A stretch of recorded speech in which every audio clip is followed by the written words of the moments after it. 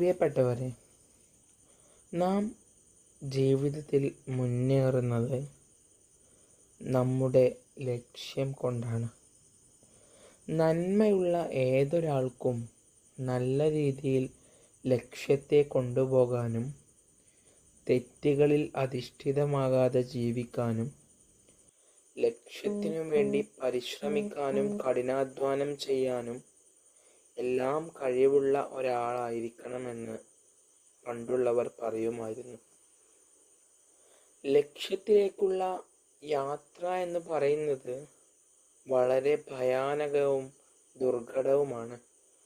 എന്നിരുന്നാൽ പോലും ലക്ഷ്യത്തിനു വേണ്ടിയുള്ള ആ യാത്രയിൽ ഒരു സുഖമുണ്ട്. കാരണം ലക്ഷ്യം കൈവരിച്ചു കഴിഞ്ഞാൽ വിജയം ഉറപ്പാണ് എന്ന ആ ഒരു യാഥാർത്ഥ്യം